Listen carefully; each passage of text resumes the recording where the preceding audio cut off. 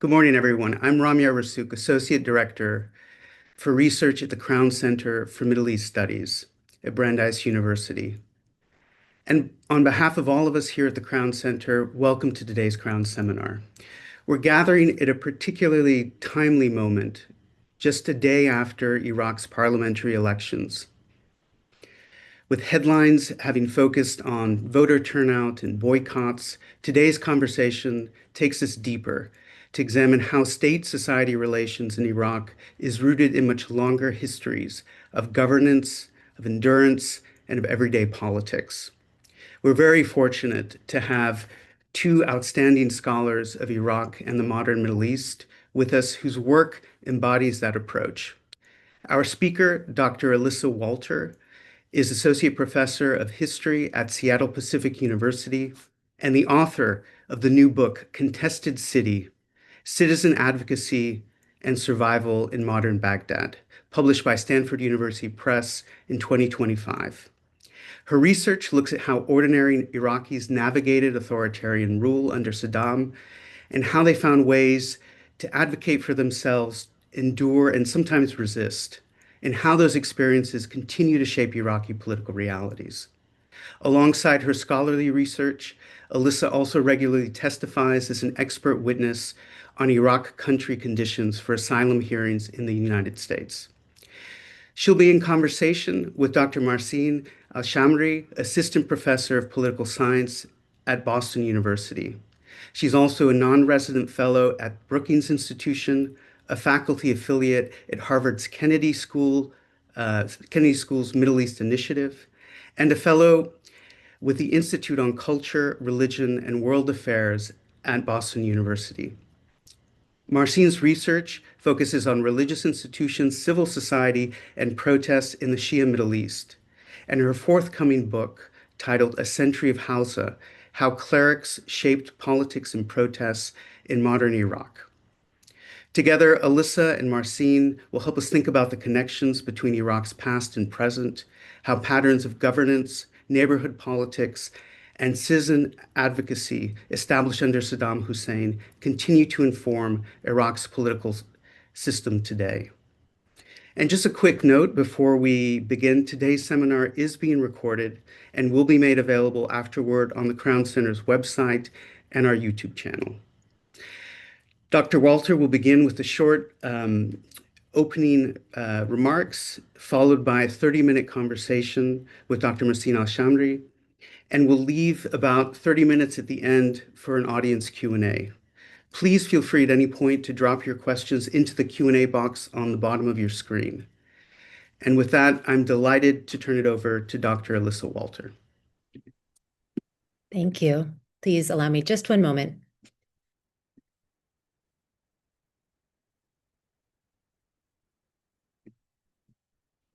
Thank you, everyone, and good morning.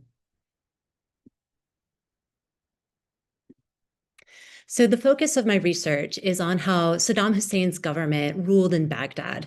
And to provide brief context, Saddam Hussein ruled Iraq from 1979 until 2003, and his ruling party was called the Ba'ath Party.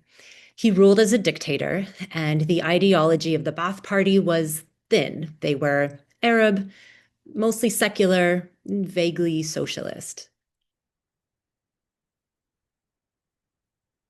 So my research looks at the interaction between the government and the people under Saddam's rule, and also in its aftermath post-2003. So what was that interaction like? Well, Saddam's tendency to terrorize his enemies or lavish rewards on his allies is well known. I wanted to understand how, like on a day-to-day basis, the government used bureaucratic processes, basic public services, and infrastructure to manage the ordinary citizens.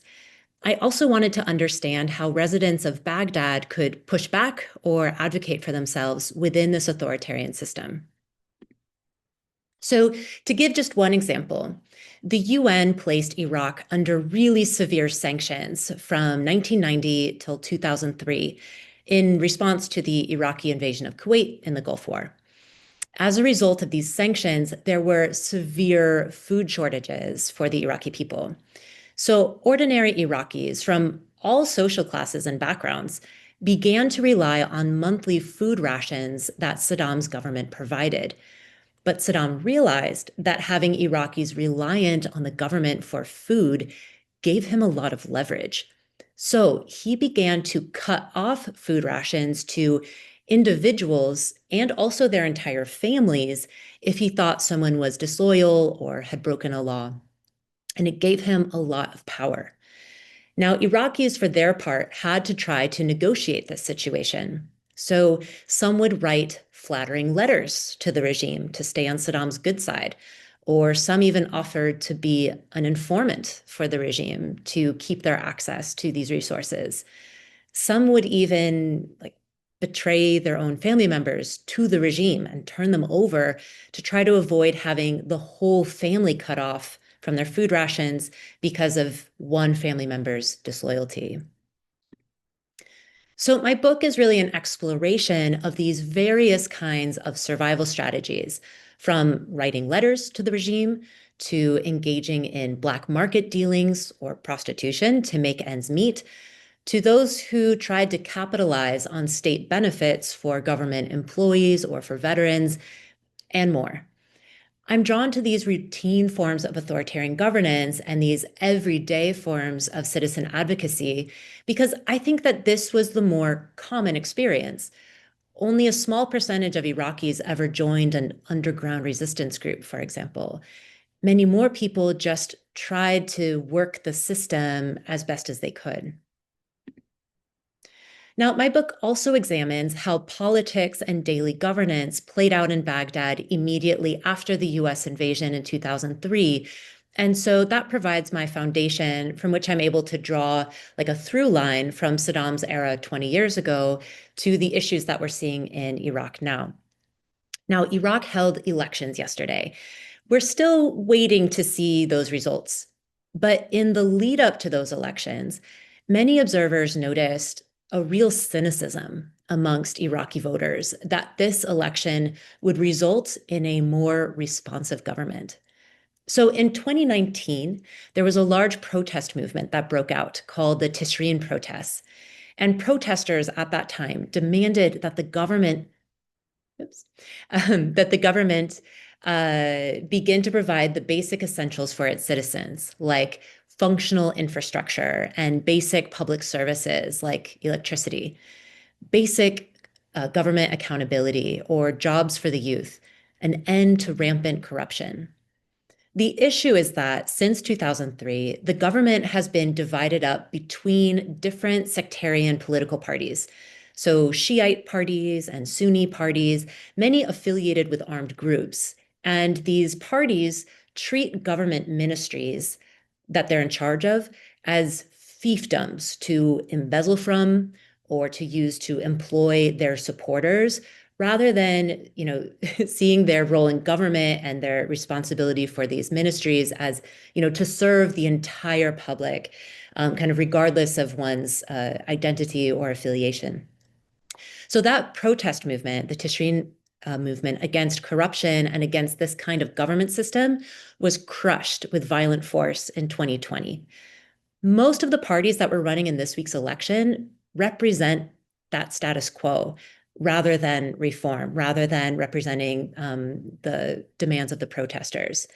So in an indication of just how low the bar is for basic competent government service, the current Prime Minister, Sudani, has gained quite a bit of popularity across Iraq just for doing basic maintenance and repairs in the capital city during his term in office.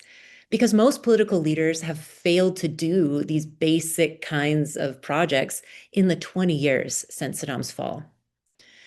So as I look at Iraq's election season this year, I see several connections between Saddam-era governance and the issues impacting Iraq today, and then we'll open this up for conversation in just a moment.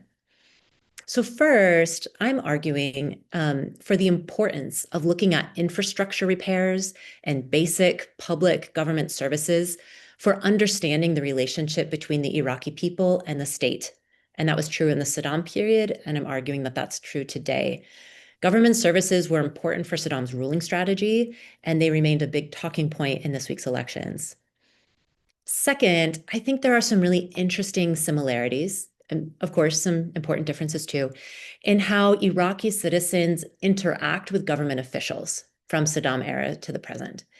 So I argue that one's personal standing influences how well the state will serve them. That was true under Saddam, and it depended on loyalty. And it's true now, and it's dependent on, one's connection to a political party. It just looks different under the pre and post 2003 political systems.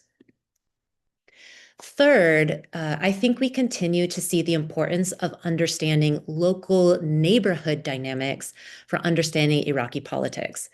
So my book is on Baghdad, but I didn't treat Baghdad as just like a whole. Instead, I realized it was important to treat each neighborhood as distinct, distinct in how it was governed, distinct in that neighborhood's history and in that neighborhood's demographics. And these local neighborhood dynamics remain politically important today. So what you see in this slide is a map of Baghdad, and you see a chart showing the Ba'ath Party hierarchy. And what I found was that this Ba'ath Party hierarchy mapped on to the neighborhood boundaries that you see in the map on the right.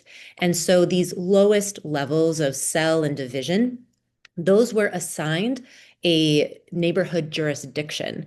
And the sections were assigned to a district of Baghdad.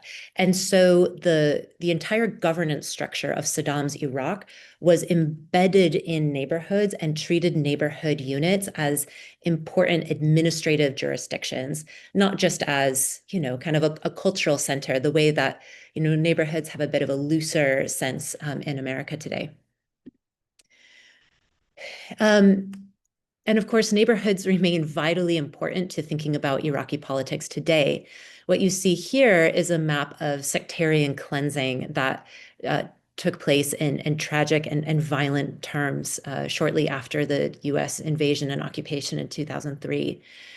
And so what you see on the left is that most of the neighborhoods are this kind of orange color, and those indicated mixed neighborhoods where you had Sunnis and Shiites and Christians and Arabs and Kurds living together as neighborhoods. And this was the norm. The green were areas that were predominantly Shiite, and the red were areas that were predominantly Sunni. When you look at the map of Baghdad in 2009, you see that there are very few mixed neighborhoods left. And instead, you have this creation of sectarian enclaves that armed militia groups and death squads, pushed people to flee into these neighborhoods. And so this map is just one indication of how the experiences of Baghdadis has varied so much by neighborhood, who was displaced, who remained, where people feel safe to live. And we can think about how the legacy of neighborhood cleansing continues to shape the city even today, even in this more relatively stable and secure time. And it's important for us in understanding how electoral politics and party support will also vary according to neighborhood.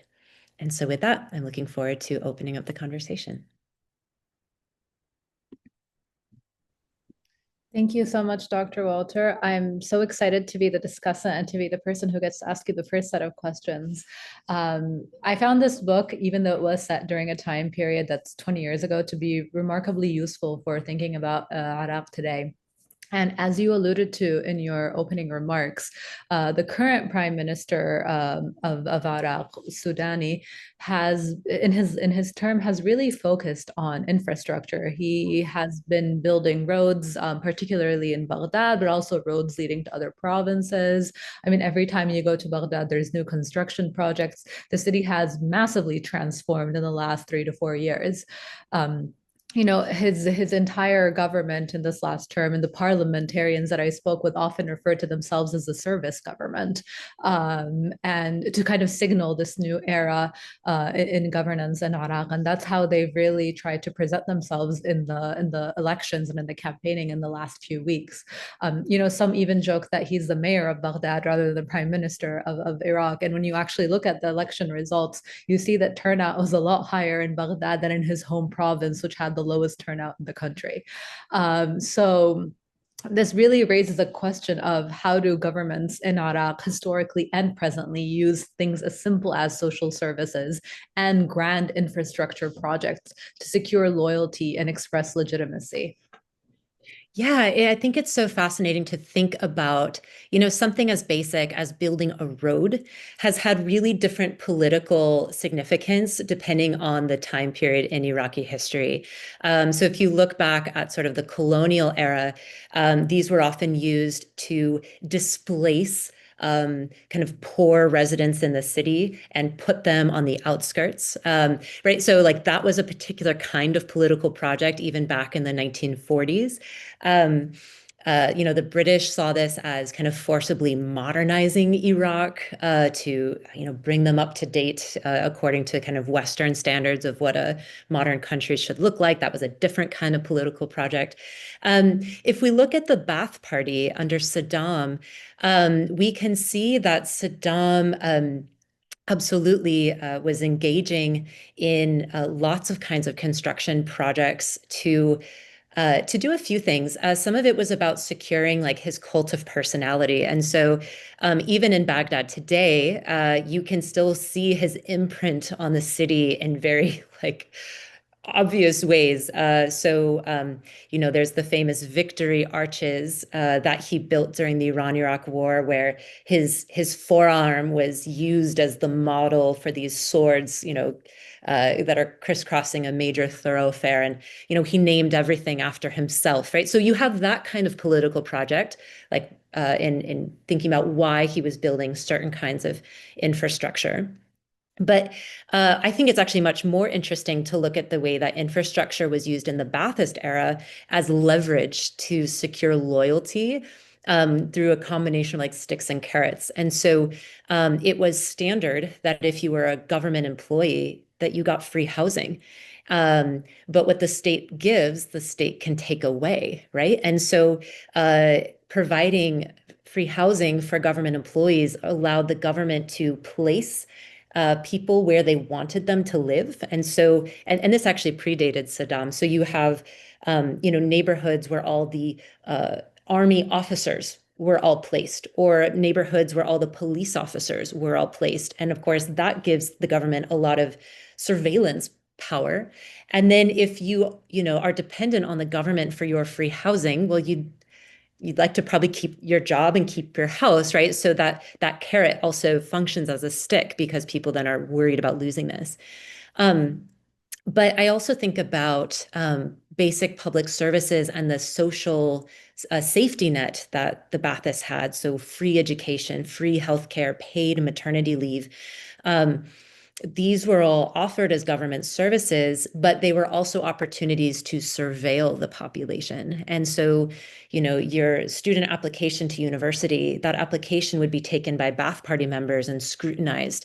Your family would be researched for party loyalty. The food distribution that I did a lot of research on these food rations.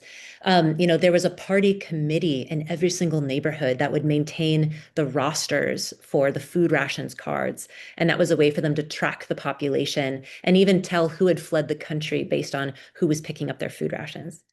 So then when we think about government services and infrastructure today, the purposes look really different.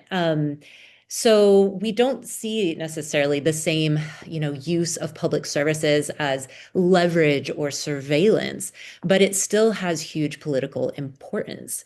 Though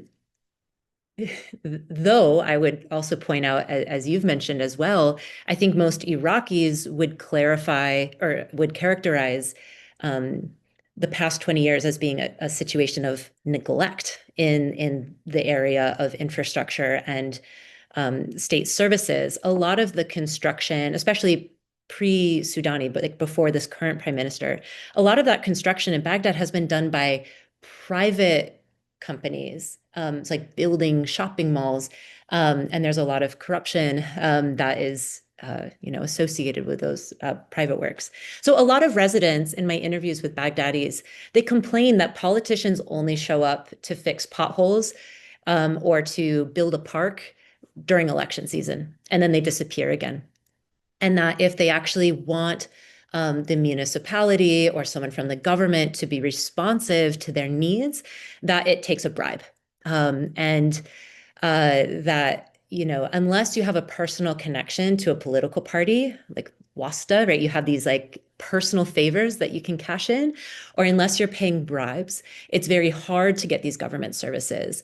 And so one of the things my research looked at is especially, the first 10 years post Saddam, how neighborhoods and individuals and residents in Baghdad, it really couldn't look to the state to provide those services in the same way. And so militias could serve, that like fill that vacuum and serve that role. It gave new political parties, opportunities to try that fill that role. But a lot of people just simply haven't been served as well either. Thank you so much for that. I see the questions are coming in the Q&A, and I promise I will get to them. Please continue sending them. I wanted to ask a little bit more about, so one of the really surprising and intriguing findings in your book is the way that people push back against the regime, even when this regime is, known for its brutality and its for people being resistant to criticize it in public in any way. And the two modes of resistance or communication asking for things from the regime that I pulled through your book are what you call the supplicant voice. So the sycophantic voice, or the voice of the citizen demanding their rights. And I wanted to ask if you could tell us a little bit more about these strategies, if there are other strategies of advocacy, and if you see these strategies kind of exist from the Ba'ath period to today. Yeah, interesting. Yeah. So one of the ways I looked at survival strategies was by looking at letters that individuals wrote to Saddam. Because I think more extraordinary forms of resistance, like underground groups like the Dawa Party or these, Kurdish nationalist groups, scholars have done excellent work looking at that. But I know that most Iraqis weren't part of that. So I wanted to sort of look at what strategies were available kind of to the ordinary citizen. And I was surprised, as you mentioned, like, I think we were, kind of taught to expect that Saddam demanded like silent compliance from citizens. But I found that wasn't really true, that a whole lot of people from all different backgrounds would write letters to Saddam or to other Ba'ath Party officials asking for stuff. They might ask for extra cash. They might say that they need extra food. They might need help with housing or help with medical care or help with employment. And I call these petitions, but they weren't kind of mass circulated petitions with 100 signatures. These were just letters asking for things. And yeah, some of them were like sycophantic, as I was expecting to find. So, you would find people who would say, oh, Father Saddam, great leader and warrior for our faith. I next to God, I look to you for my help. They might write their letters in blood. They might write, Saddam a poem. But they were still asking for stuff. And that was a survival strategy. And because I was looking at these petitions in the Ba'ath Party archives, I was able to actually track the bureaucratic responses, like what happened to this petition. And a lot of the times, they did get their request answered, which was often a life-changing form of assistance. But I was surprised that like as many as a third of the petitions that I analyzed had a much more strident tone. And I do call this like the citizen voice. And essentially they would say, the government owes me. And they would state this maybe in terms of most Iraqis had at least one family member fight in the Iran-Iraq war. It was such like a massive mobilization effort. And so they would say, look, my husband died fighting for the Iran-Iraq war. I'm now a widow. I'm raising 4 children. I'm a loyal citizen. I have served my country. You owe me your support. And I didn't know that people could talk to Saddam that way. And I also found that approach could work. And actually, oftentimes you would get these kind of local Ba'ath Party officials who are based in the neighborhood level, they would look into the family's situation and vouch for them and say, it's true, this family did lose someone in the war and they are poor and it is a female-headed household. And I agree, I think we should help them. And the government would send extra assistance. So that's something that I've been looking at, and I think it helps us better understand kind of the nuances of the kind of communication that could happen between residents of Baghdad and the government. Um, and then thinking about how that applies today, I think there are continuities.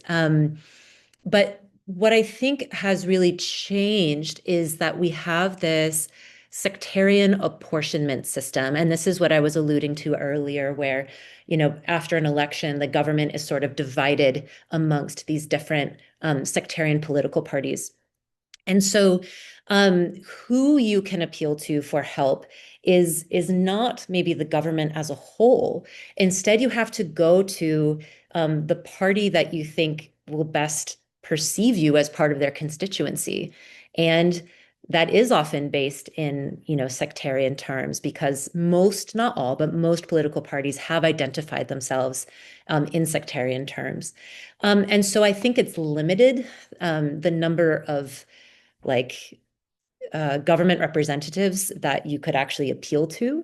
And I think while bribery did happen in Saddam's Iraq, especially towards the late 90s with sanctions, bribery just has taken off in the post-2003 period. So a letter alone today won't get you anywhere. It would need to be accompanied by pretty significant bribes to get that kind of responsiveness.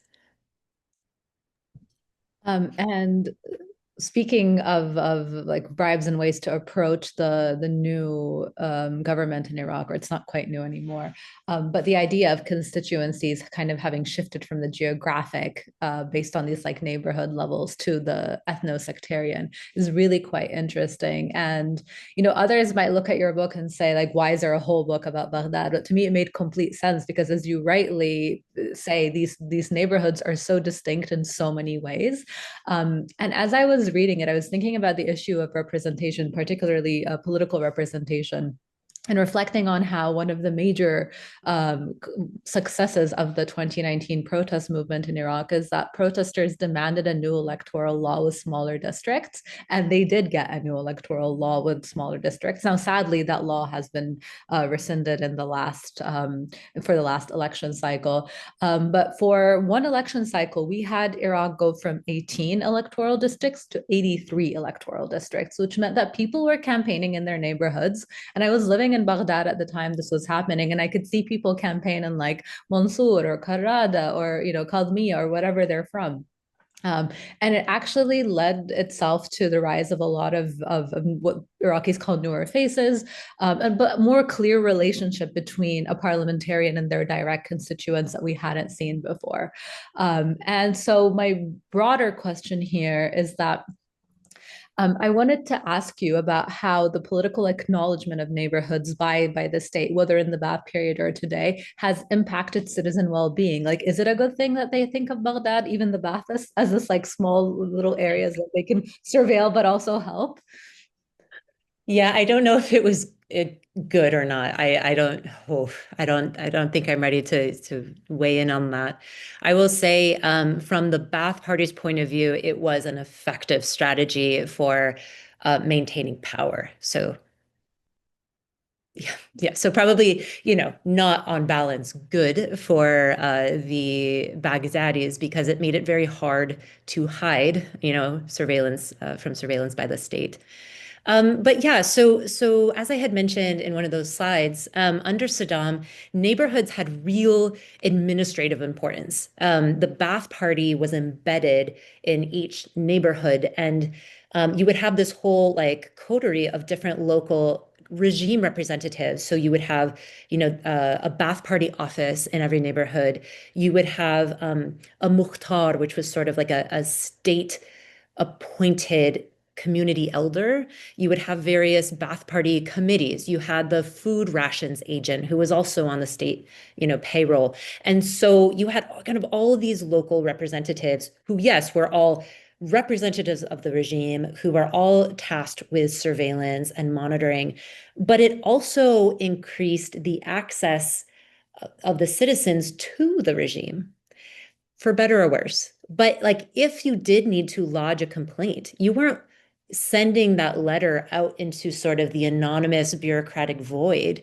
You were actually approaching a resident of your own neighborhood, someone that you probably knew by face and name and reputation, the Mukhtar, or maybe someone in the Ba'ath Party office, and face to face going and talking to them and explaining your needs. And then those neighborhood officials were key decision makers. That was something else that surprised me in my research. I think we think of Saddam's government as having been highly centralized, which it was. But when it came to kind of day-to-day small decisions based on like kind of governance or responding to these, citizen queries, they gave those neighborhood-based officials a lot of leeway in deciding, kind of based on those local relationships, what they thought. Now, the fact that, with the exception of kind of one electoral cycle in Iraq, that since 2003, you have parliament being responsive kind of only on a provincial level, not on a really local jurisdiction. It's funny, we talk so much about gerrymandering in the US system, which is like these hyper local jurisdictions and maps, like, very strangely construed. But in Iraq, you kind of have like on the far end of the opposite spectrum, just these vast jurisdictions. And that has really decreased the sense of accountability, or any kind of leverage between, the residents in that province and the parliamentarian that's supposed to be representing them. And so I absolutely understand why for the Tishreen protesters, it was so important to create these smaller jurisdictions so that they actually could say, here is my representative, and now I can complain to this representative or get their attention about the lack of electricity in my neighborhood, about the sewage that's spilling because no one's repaired it. And I think it had the potential to make a really big difference. I think the fact that that law has been rescinded and we're now back to these, provincial level jurisdictions, it is really unfortunate because while in Saddam's Iraq, you had too much face-to-face interaction between these very dangerous regime representatives and the citizens. Now there's like no real meaningful connection between these parliamentarians and their populations. And so why should they care about the conditions in different neighborhoods in Baghdad?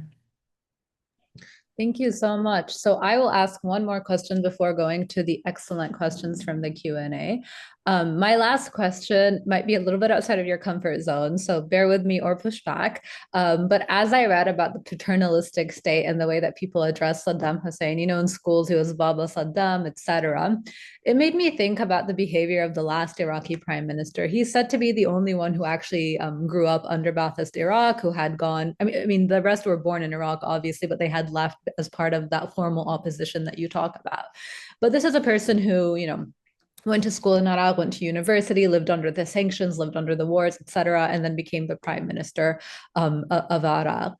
And he, in my view, exhibits some of these paternalistic tendencies in the way that he represents himself in the media, in the way that he specifically, as we said, like the mayor of Baghdad, kind of like making him a direct link between him and constituents in a way that you don't normally see in a system that should be, the bureaucracy should be wider. To be fair, the prime minister before him, Kadhimi, did that as well.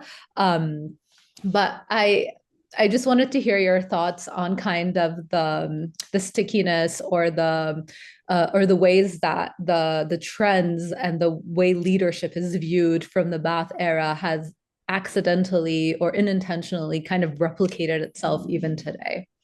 Yeah. I don't think I feel like I'm well positioned to speak specifically about the way that Sudani as an individual has been shaped, but I do see these like through lines of like paternalistic politics for sure. So as you mentioned, right, like Saddam worked really hard to cultivate this cult of personality, and part of that was that of a doting father who was the father of all Iraqis. And so Iraqis know that. And they, in schools, they're taught to say that. In their petitions, you would see people write like, father Saddam, father of all Iraqis, show your fatherly compassion on me. And this was especially true in the petitions, the supplicant kind of positions that women wrote. There were also women who wrote, very stridently as citizens, but those who are writing in that like more supplicant, sycophantic would be like, I am a widow with no husband, and so, you are my male provider, essentially. And so that kind of paternalistic leadership, yeah, was reinforced for decades. But so without like maybe addressing that specifically about how Sudani may or may not have kind of internalized that, one thing I'll add is that Iraqis now talk about the fact that the country moved from one Saddam to 1,000 Saddams. And what they mean is that there's now this multitude of different political parties and militias who, although they're operating in a, electoral kind of democratic system, nevertheless have some kind of authoritarian powers because of the fact that the Iraqi state doesn't have a monopoly on state violence. And so you have these different militias and political figures who have the power to extort and coerce and embezzle and assassinate, right, with impunity. And so the new like Iraqi political system that's established after 2003, I would argue sort of has encouraged a kind of paternalistic governments because that muhassasa apportionment system that we've talked about that divides the government up, it encourages political leaders to view the state, right, as something that now belongs to them to be exploited and leveraged, but then kind of the bounties from which are given out, right? And so it isn't the idea of like a social compact of citizens and a government by and for the citizens. It's like these very powerful figures with very little accountability who are like doling out favors, which is this, very kind of paternalistic model of like their supporters can come to them and ask them for things and hopefully, get the good rewards for this. And so I think it's yes, like Saddam, set this model of paternalism, but I also think that without meaningful electoral accountability, this power is so concentrated in the political classes that they have also become these kinds of paternalistic authorities to their supporters. Thank you so much. So we have a lot of really great questions from the audience. I'm going to synthesize two that are about centralization and decentralization from Lindsay Walsh and from Nasser al-Masri.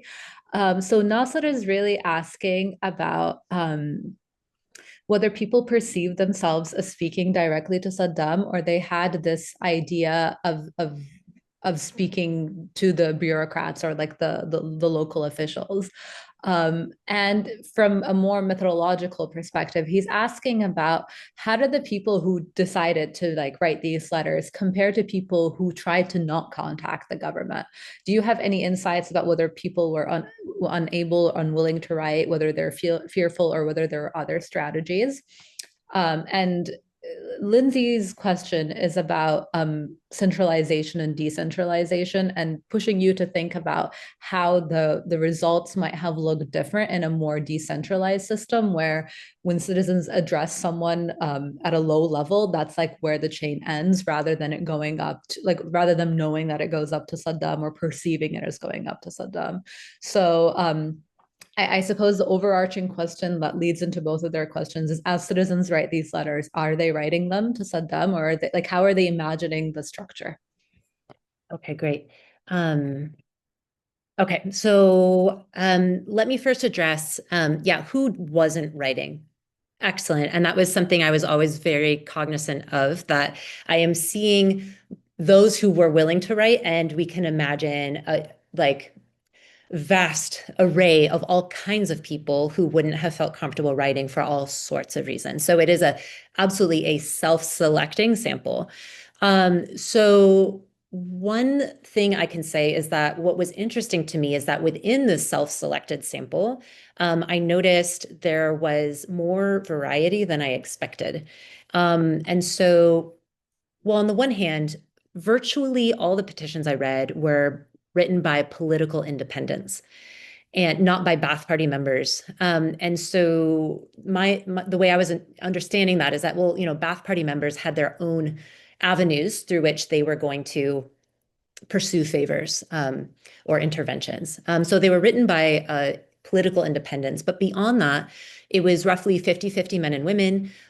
Some were very well typed, even in the late 90s, early 2000s. Some looked like they were written on like computer word processors, which was also very surprising to me given the distrust that the government had for even typewriters, much less computers. Others were signed with a thumbprint, so someone that was illiterate. So you could just see like a huge educational range. People that were married, people that were divorced, people that were widowed, people that had, lost people, as soldiers, people who seemed very well off, actually.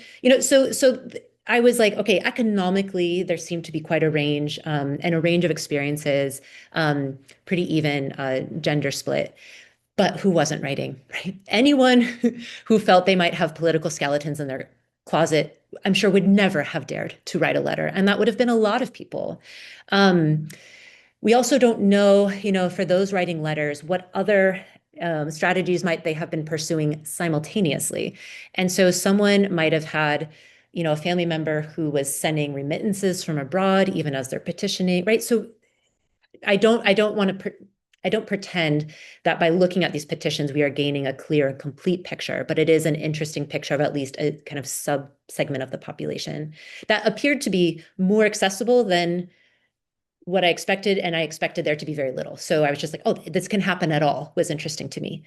In terms of who people were addressing it to, that was also really interesting. I was initially expecting most people would go straight to the top and write it to Saddam, or actually other members of the inner circle, the Revolutionary Command Council. Sometimes they were addressed to those figures, not to Saddam.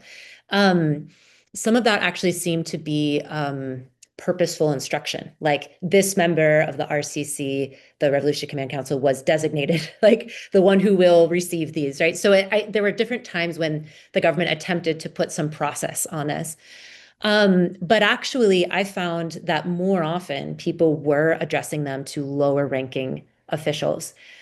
But the reason why I expect and know that people were anticipating that this would go up the chain is because they were asking about things like veterans benefits or retirement benefits, things that necessarily were going to need to involve other parts of the government bureaucracy. Saddam also positioned himself as, the decision maker. And so whether or not people thought it would actually go all the way to Saddam's office, probably unlikely, but these were people who were willing to have their case circulated within the government bureaucracy and who included their address because they want a response and they want, something to happen. So they want to be identified and they know that this is happening. There was also late in the Saddam era, there was a holiday that was created called Yom HaShab, so the People's Day. And this was an attempt to regulate petitioning. And so everyone was instructed, don't start writing your petitions to the top. Don't write it to Saddam. You're going to go to your neighborhood Ba'ath Party office. They're going to give you a form, like a standardized form. You will fill it out and we will take it and then we will pass it along. So people did have a sense like these petitions are going somewhere and they're going to work through the bureaucracy. Really fascinating, honestly. This book was really interesting to read, especially so many years later when I think the reactions, the public reactions to the regime have simmered down a bit where people can just think about and reflect on it without maybe the strong emotional response that you would have had in like 2005. And so one of our audience members wants to ask you about examples of disloyal actions that citizens may have done during the Saddam era that the regime retracted food access or punished in some way, and follows up by asking, are there any kind of punitive actions against citizens, like punitive institutional actions for disloyal citizens in Iraq today by the multiple political groups in power? Okay, yes. So the official instructions, because this was actually like government policy, in the mid 90s to cut off food rations for whole families, was very restricted to the crimes that the regime deemed like to be their top priorities during this time. The first was deserting from the military. Deserting from the military was a huge problem for the regime. It had been a huge problem in the 80s during their war with Iran.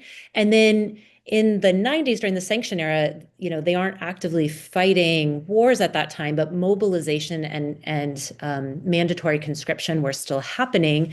It was partly a way to keep young men, unemployed young men, off the streets, keep them busy, keep people invested in the regime. And like desertion from the military was very high. Like morale was low. People didn't want to do this. It wasn't well paying. They were away from their families. At this point, like especially in the early 90s, the reputation and like popularity of the regime was sort of at an all-time low. So desertion was a big problem. And of course, like this is very politically threatening to the survival of the regime, and they can't show any leniency towards this. And so there were already some really pretty gruesome punishments for deserters.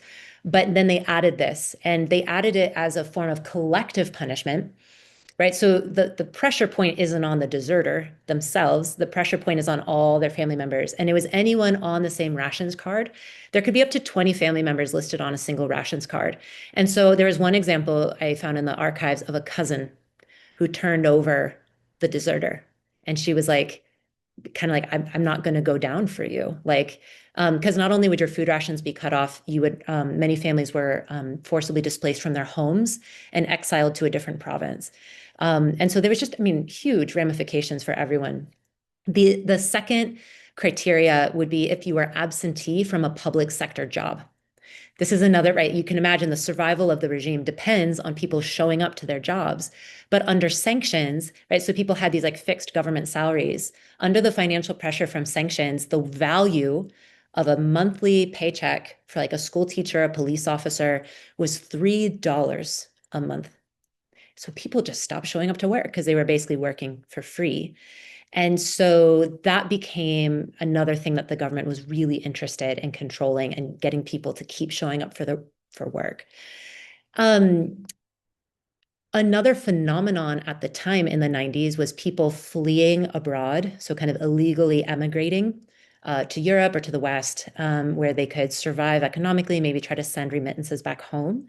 That wasn't one of the official crimes, but many bureaucrats would mess it up and think that it was one of the criteria.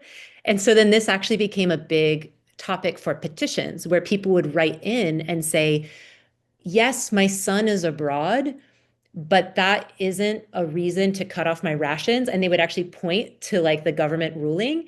And then like the higher ups would yell at the lower ranking bureaucrats and say, no, you cut off food rations when you weren't supposed to. And so actually that was another interesting point. We were talking about like citizen voice. That was a point where people would get really strident with the regime because they'd be like, look, according to your own rules, your bureaucrat got it wrong. And then that makes the government look incompetent. So they were actually kind of had incentives to correct that so that they didn't look like they don't know what they're doing and they, their government is kind of falling apart. Thank you. I actually didn't know that about like what is grounds for official punishment or not, but just really interesting to reflect on. I'm going to exercise a little bit of bias by asking and answering the question that my colleague Peter Krause raised. And I'm doing so because I'm the one who brought this up, so I feel responsible for it. But he asks that he's very interested in the voting districts and constituent engagement and the impact on social services. He asks if there's any prospect for the rescinded law to be reinstated, and to what extent do everyday Iraqis and protesters still focus on the electoral system, or is the focus more on daily needs? So my answer to that is that Iraq has a very vibrant civil society and a big intellectual class that is focused on the idea of revolution versus reform, trying to think through what change looks like in Iraq. And this is actually a remarkable transformation because there was a period in which reform wasn't even considered in the Iraqi context, or at most I would say were revolutionary oriented. And I think the discussion now has settled into like what changes can be made. And of course, there's a big element of like a mass overhaul is what we need. But among civil society, among the intellectual class, among people who have the time and privilege to think about the structure of the state, the idea of the electoral law is really important. People discuss the constitution as well. They look at a lot of institutional arrangements and ways to change them. And they think about voter turnout, about what it looks like to have more independent parties in parliament. And from my perspective, I think if we are on that trajectory I mean, we're going to see the election results. Let's see if there's any independents, any new political parties that are represented in any significant capacity in this election cycle. But if so, I think the path towards reinstating the law is the parliamentary path in which Iraq develops an opposition rather than just a coalition government that has basically no opposition to it. And at least the opposition would then block attempts to rescind important or successful policies. I've always been an optimist, but I think I am warranted. This is our seventh election and doesn't look like that way for the rest of the region, frankly. So we will take the wins where we can get them. We are very aware of all the problems in the country. But on a day like today, I will take a more positive view of the potential for political reform. Dr. Walter, I will give you space to like weigh in on this if you want, or I can go to a next question. Yeah, I think one of the outcomes I'm most interested to watch in the election is how those kind of Tishreen-aligned political parties did and how they performed. Now, I think there was disappointment at how these kind of reform-minded, independent, kind of Tishreen-aligned political parties have performed, like how they performed in the last election, how few candidates were even like allowed to run. There were a lot of folks that were kind of disqualified. So it wasn't that there was this huge slate of candidates, but won't it be interesting if they fare well in the results? And so I'll be curious if that maybe gives a little boost to some more independent political parties who might then try to set themselves up well for maybe the next election cycle to try to make a difference there too. Yeah, 100%. Very interesting to watch. So back to the book, I have a question from Bruce Stanley that asks, based on your research, do you think Baghdad citizen dynamics are different to that in other cities? Is there a capital city dynamic? There is certainly a capital city dynamic, absolutely, 100%. How to answer this? So, I appreciated that you agreed with my choice to limit my book to Baghdad. I had limited it for a few reasons. I think on the one hand, we can say Baghdad in some ways is a microcosm of the entire country because of its diversity. That diversity has shifted in the post-2003 period. It is a really strongly Shiite, demographically has a very strong Shiite majority now. But, especially in the Saddam era, really kind of people from every ethnicity, every political orientation, every, sectarian background, all of that, right? All present, and lots of different economic classes too. People from rural backgrounds originally, people that, were longtime urbanites. So I'm like, oh, okay, it gives us a sense to see how all sorts of different people interacted with the regime and the regime with them. However, right, they are all in the capital. Another reason I thought that would be interesting is because it allowed me to see how the government performed at its strongest. And so especially in Iraq, it's tricky to look at provincial dynamics or kind of smaller city dynamics because there are, such extreme changes that happen in other parts of the country. So you have, the break off of the semi-autonomous Kurdish region after 1991. You have the punishment of Southern rebels after 1991. There's evidence, Lisa Blades in her book, good evidence that the government, engaged in more intrusive surveillance of the Southern population in the 90s, and also of the, attempted that in the Kurdish area. So there are these kind of distinct trajectories that you see. And really interesting ones, fascinating ones, but ones that I think need to be sort of contextualized on their own in a way, because they are distinct. And in those areas, people were also employing different kinds of resistance techniques, and succeeded sometimes to far greater degrees, like to the extent of a semi-autonomous government in the Kurdish region. And you have, more activity around underground movements, say in the south. So it didn't feel like I could just easily compare Baghdad's situation to other parts of the country. It felt a little bit like apples and oranges.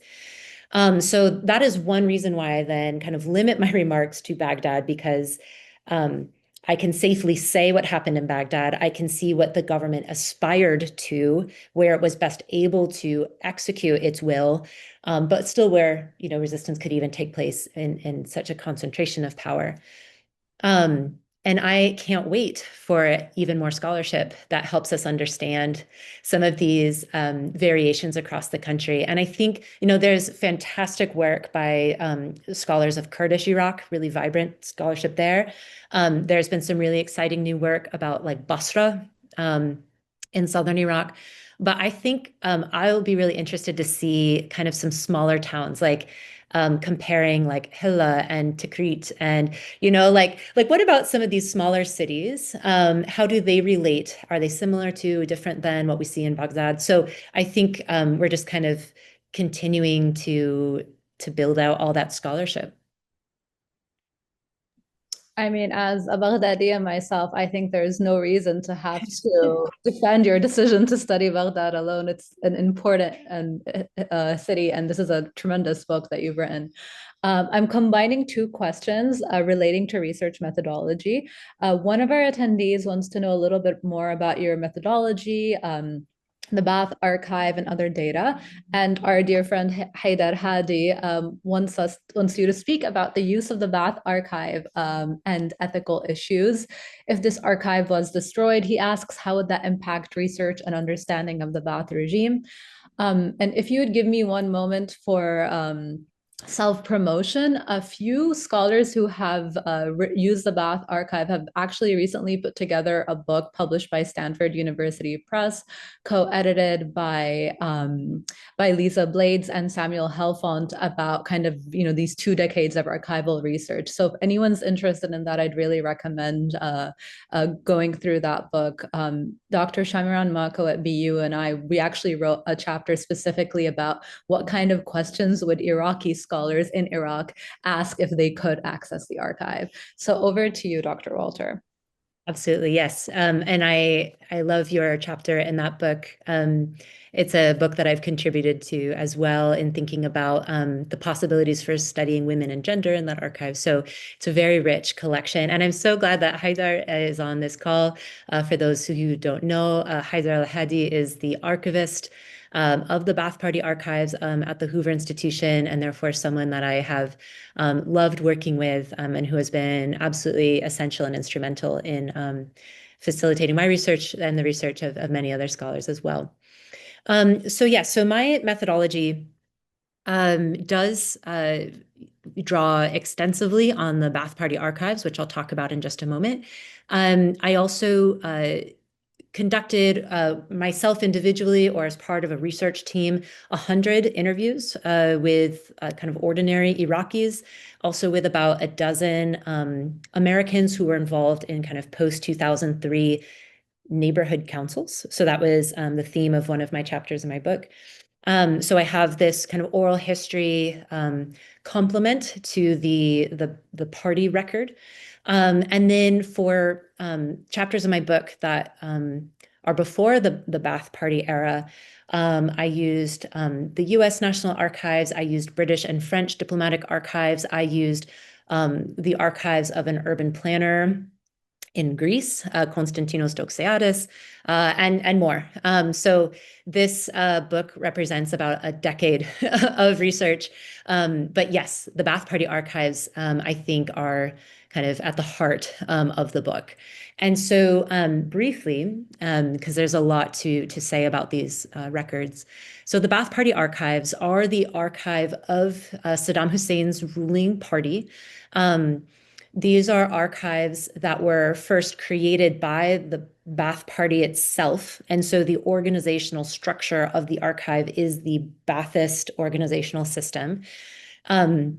However, these records have been the subject of a lot of really important scholarly debate about the uses and ethical considerations of records, because these records were ultimately taken out of Iraq for safekeeping during the height of sectarian political violence.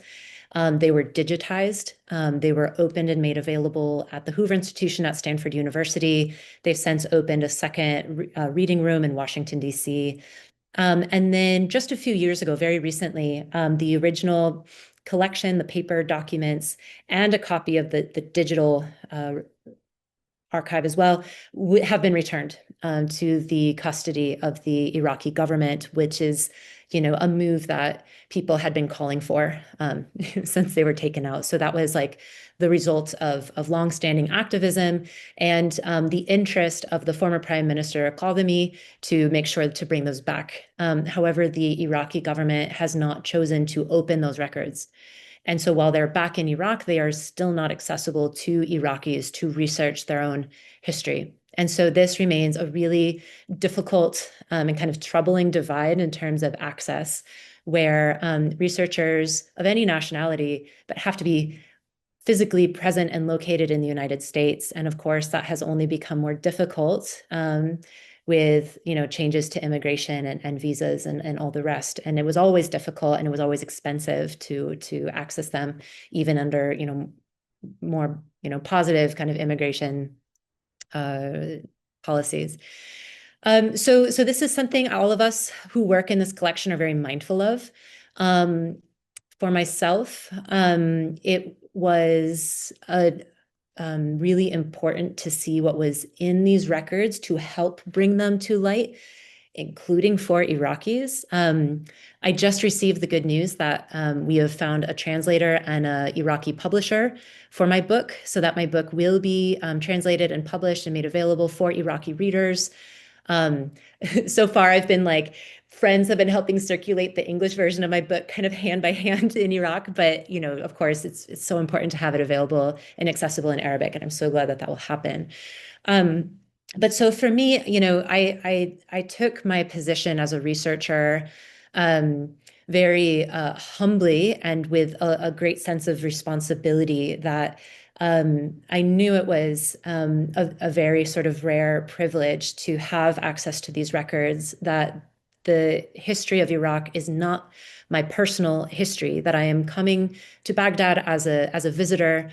I am coming to these records as an outsider, and it's sort of like what I hope is my humble offering to be able to share out what it is that I found there and to continue to advocate and kind of hope for the day when Iraqis will be able to access these records for themselves, knowing that they will do a far more superior job in kind of bringing out the full richness of this legacy of Ba'athist rule in Iraq and what it meant for Iraqis, and to reinterpret these preliminary findings and add to it and push back and kind of continue this conversation. And I'm really looking forward to that.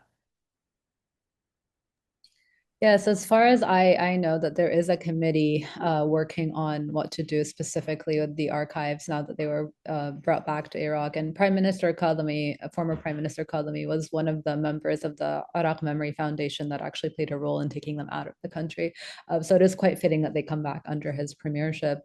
Dr. Walter, I hope you get to go and present your book at the Baghdad Book Fair, which I think is the thing to do these days. So I'm very much looking forward to you being able to do that. We have a question from Ian Vandermolen. I'll read it out loud. He writes that the maps of Baghdad's sectarian cleaning were very interesting, but I'm wondering if you can elaborate on what your study of localized governance helps reveal in relation to the narrative of sectarian division, which is so prominent in the public discourse on Iraqi politics. Do sectarian identities, in a sense, mask other issues in local governance, or are the two entangled in some other way? He adds then, does the ideological thinness of the early Ba'ath regime, as you mentioned early on, have anything to do with later sectarian developments? And I personally am very interested in the second part of that question. Okay. That is a really rich question, and I hope to do it justice. Right now, my brain is sort of thinking of like 5 different directions to take that in, and inevitably, I will only remember 1 or 2 of them. So I think it's been said, but I'll say it again, that we will be collecting these questions so that I can, if you'd like, provide a fuller response even after today's conversation, because I think this is a really important one. Okay. And I can already tell that I'm starting to lose some of these strands of thought. So please forgive me as I'm a bit jet lagged this morning. So the narrative of sectarian division, I think there has been, ample and excellent work in recent scholarship to really kind of poke holes in the idea that sect and sectarian identity is sort of a useful way of understanding developments in Iraq over the last 40 years. So kind of spanning the Saddam to the post 2003 era.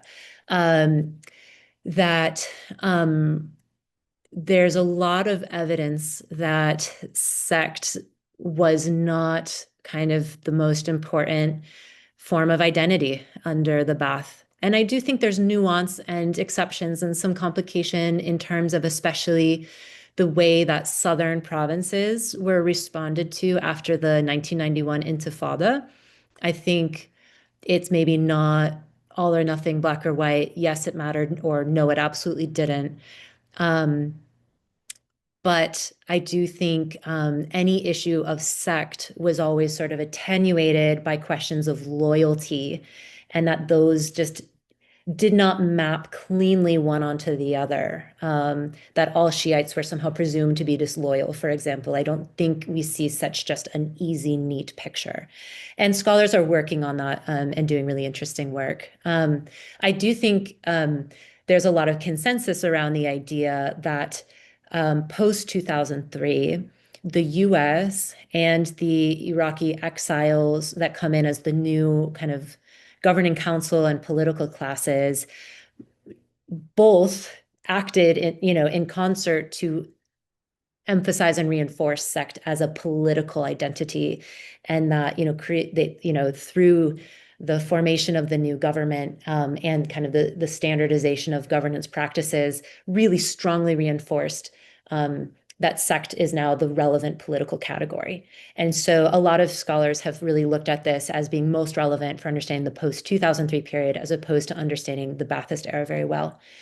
However, I guess where I am kind of trying to weigh in on this is by thinking about how I think neighborhood is actually a more interesting analytical unit through which to understand lots of kinds of difference, sect being one factor among many, in looking at kind of developments in Baghdad, maybe Iraq more broadly. And so one of the research projects I've been involved with, it fed into my book. It was also a standalone article that appeared in a roundtable in Ijmis in collaboration with the Iraqi sociologist Ali Tahra al-Hamoud.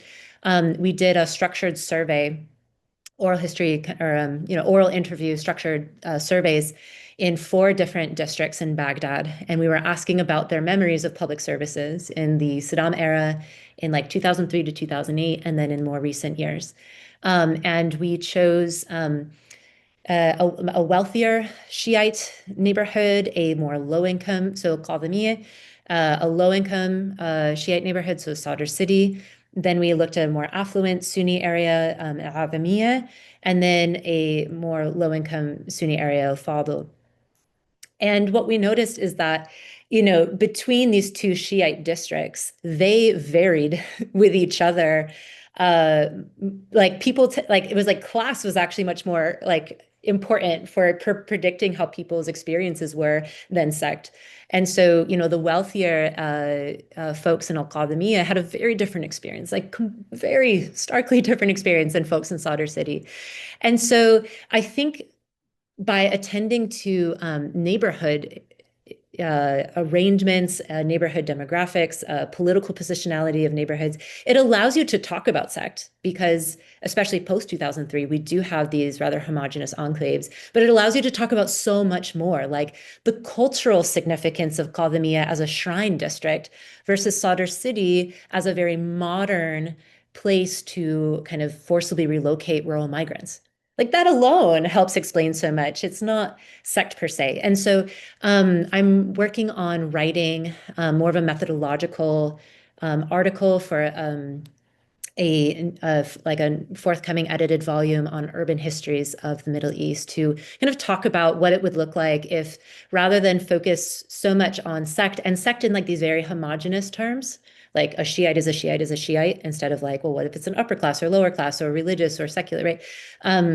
What if we use that approach in places like Beirut and Damascus and Baghdad and like, what if this was actually more broadly used? So that's something I'm thinking on right now. I mean, one of the things that I really found refreshing about your book was the neighborhood approach, because if you'll permit me to speak as an Iraqi social scientist here, one of the things that I found to be really alarming about a lot of the post 2003 literature based solely on the archives, this is where I really respect you for your interviews here, because I think that triangulation is so important. Is this almost callous desire to say, oh, look, contrary to conventional wisdom, the Ba'ath wasn't sectarian. And I think people who say this, a lot of them have said this to me to my face without having set foot in Iraq and without having spoken to Iraqis. And I find this a tremendously arrogant position to take for people who haven't lived through Ba'athist Iraq and who haven't spoken to Iraqis. Because in order to understand what sectarianism actually means in Iraq, you don't just have to look at the archives where, of course, a regime that's very performatively anti-sectarian is not going to mention sect, but there's so many code words for sect scattered throughout. And in order to access those code words, you had to have lived under it. So to know that when you are looking through the lists of students in Najaf and Karbala and the lists of clerics in Najaf and Karbala, that pointing out someone's background or family is really a shorthand for talking about their sect, that calling someone of Iranian origin and casting doubt on their inclusion in the state is an issue of sect. So I want to caution people as they approach this, what I call a revisionist history that doesn't take Iraqi perspectives into account. And I will reiterate that I really did admire this book for not relying solely on the archives, but kind of bolstering that from the perspective of Iraqis, which I think is a new direction that we do need to take in research, because the inner workings of a regime are obviously biased in so many ways, and we need to be more honest about that, as rich as the archives are, of course. We don't have time left. I think we're wrapping up. I did want to say there were a few questions that were specifically about the elections. And for those people, I really recommend just tuning in to the Iraqi English podcast, 1000 or Iraqi Voices, that's hosted by 1001 Iraqi Thoughts. They regularly update on what's happening with the election. So I'm sorry I didn't get to your questions, but I am giving you an alternate avenue for having precise information on politics. It was an honor to moderate this discussion, Dr. Walter. Thank you so much. Thank you so much. And thanks for all of the questions as well. And thank you, Alissa and Marcin, for a truly fascinating and illuminating conversation today. And I think your discussion has really kind of helped us have a better sense of the elections, broadly speaking, but also to understand kind of how different forms of power, of identity, local politics, neighborhood politics in Iraq could really continue to evolve, and how those insights from Baghdad's past can really kind of inform and help us better kind of understand the challenges the country faces today. So thank you both so much for being with us. And thanks too to our audience for joining us. As Alissa mentioned, if your questions haven't been addressed today, we will be sharing the full list of questions with our participants kind of after the event. And before we close, I just want to mention that our next Crown seminar will take place on Wednesday, December 3rd at 11 a.m., where we'll welcome Andrea Wright, Professor of Anthropology and Asian and Middle Eastern Studies at William and Mary, in conversation with Noor Lori, Associate Professor of International Relations at Boston University and a former Crown Faculty Leave Fellow. Their seminar, Unruly Labor, A History of Oil in the Arabian Peninsula, will explore the forgotten history of labor activism in the oil fields of the Arabian Peninsula, when workers organized strikes, shared corporate practices, or shaped corporate practices, I should say, and influenced local and imperial kind of politics. So please join us for that event. And for the full slate of Crown programming this academic year. Thank you again for being with us today, and have a wonderful rest of your day as well. Thank you.